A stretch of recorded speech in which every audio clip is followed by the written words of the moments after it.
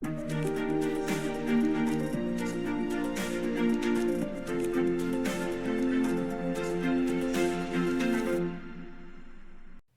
성도 여러분 안녕하십니까?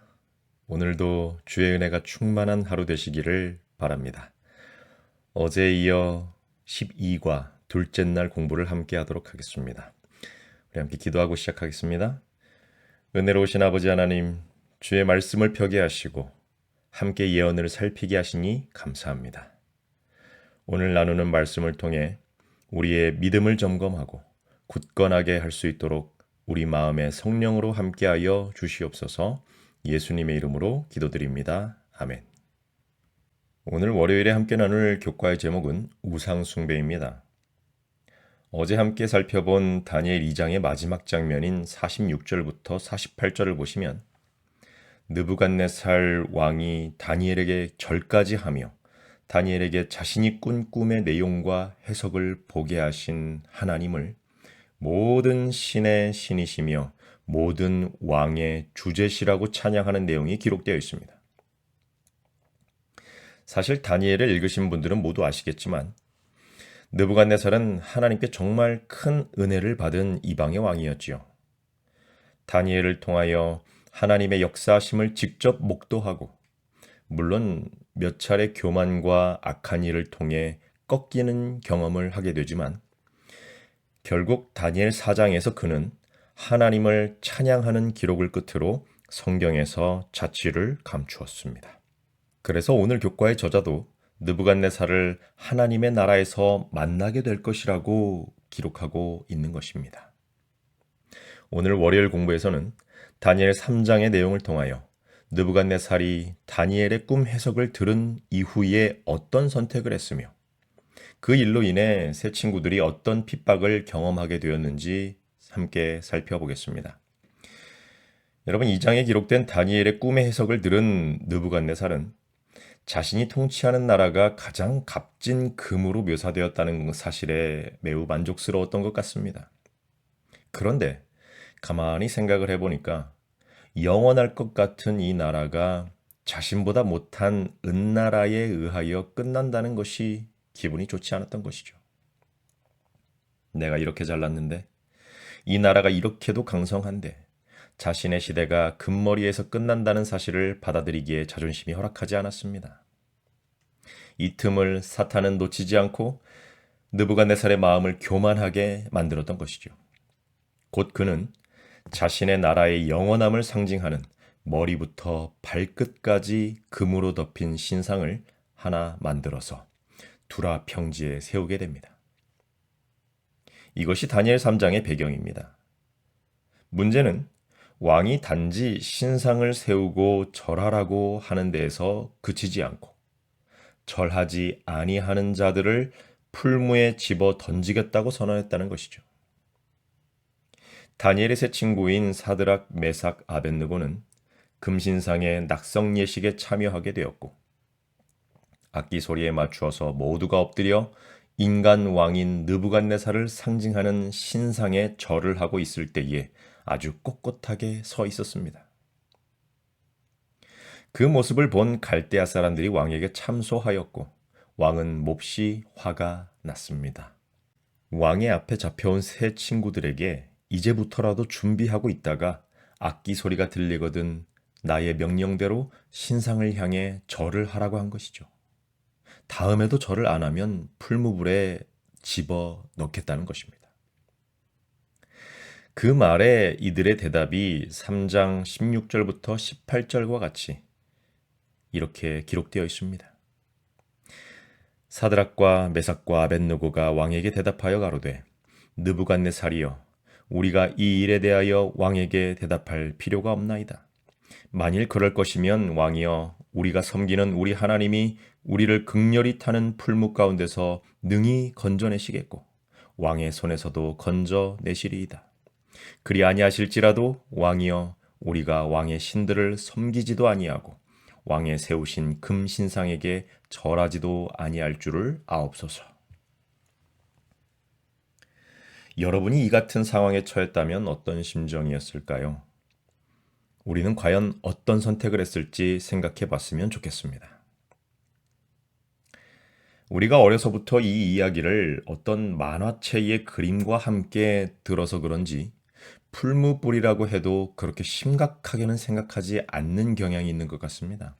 그러나 사람을 산채로 태워 죽이겠다는 왕의 협박이었고 그 앞에서 당신이 나를 불에 넣으면 하나님께서 건져 주실 것이고 만일에 안 건져 주셔도 당신의 뜻대로 우리가 신상에게 절할 생각은 없으니 그냥 우리를 죽여라 라고 대답한 것이었거든요.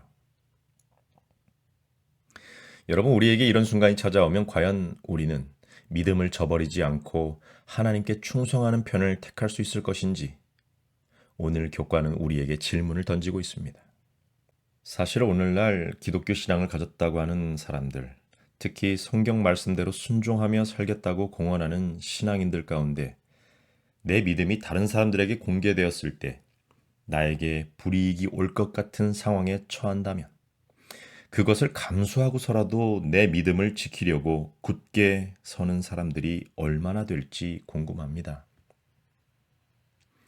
대부분 많은 경우에 자신에게 큰 시험이 오기도 전에 조금만 불편해지거나 주변 사람들에게 조금 이상하게 비춰질 상황이 생길 것 같으면 알아서 침묵하거나 알아서 시험거리들을 피해가는 선택을 하는 크리스천들이 많이 보이는 것이죠. 그러나 예수님께서는 누가복음 16장 10절을 통해 다음과 같이 우리에게 말씀하고 계십니다.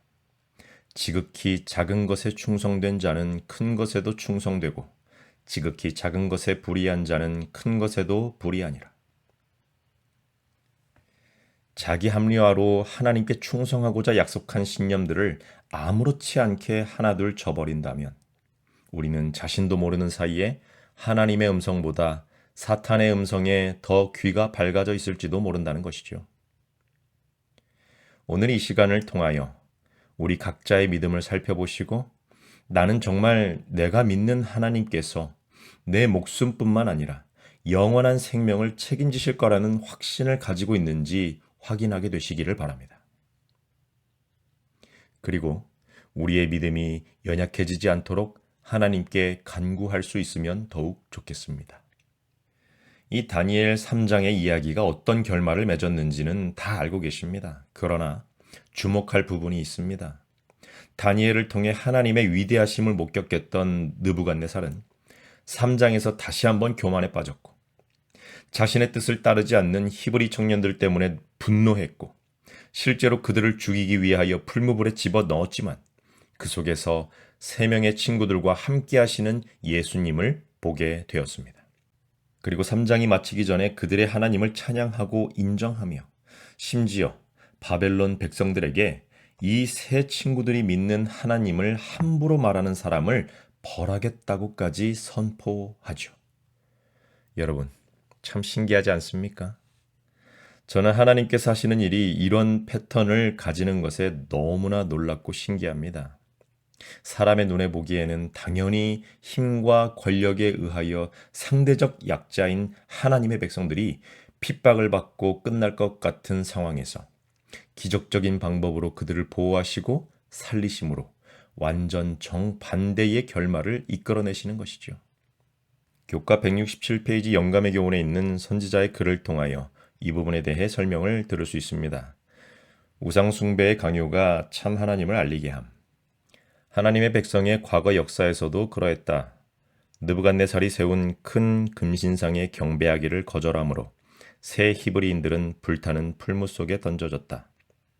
그러나 하나님께서는 그분의 종들을 불꽃 속에서 보호하셨고 우상숭배를 강요하기 위한 시도는 참 하나님을 알려주는 지식을 모인 방백들과 넓은 바벨론 나라의 위대한 사람들 앞에서 제시해주는 결과가 되었다. 여러분, 하나님께서는 사람이 생각지 못한 방법으로 그분의 일을 하십니다. 우리는 하나님의 큰 계획 속에서 어떤 역할을 감당하게 될지 모르는 것이죠.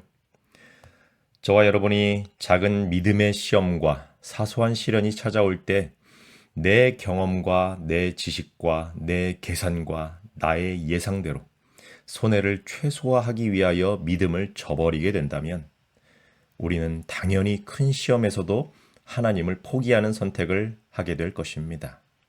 반대로 작은 일에 충성하는 연습을 하고 하나님께서 책임져 주시는 경험을 하게 된다면 다니엘의 세 친구들이 경험했듯이 정말로 하나님의 능력과 그분의 영광을 드러내는 일에 우리의 믿음이 사용될 수 있음을 오늘 공부를 통해 깨닫게 되는 것입니다.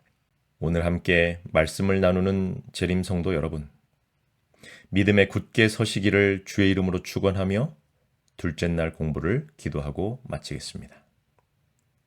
사랑의 하나님, 마지막 시대를 살고 있는 우리에게 굳게 설 수 있는 믿음을 허락하시고 오직 주님을 섬기며 살아갈 수 있도록 믿음과 지혜와 용기를 부어 주시옵소서. 믿음의 시련이 올 때 타협하지 않게 하시고 쓰러진 성도를 서로 붙들어 일으켜 세우며 함께 주의 재림을 준비하는 믿음을 주시옵소서. 우리를 구원하신 예수님의 이름으로 기도드립니다. 아멘.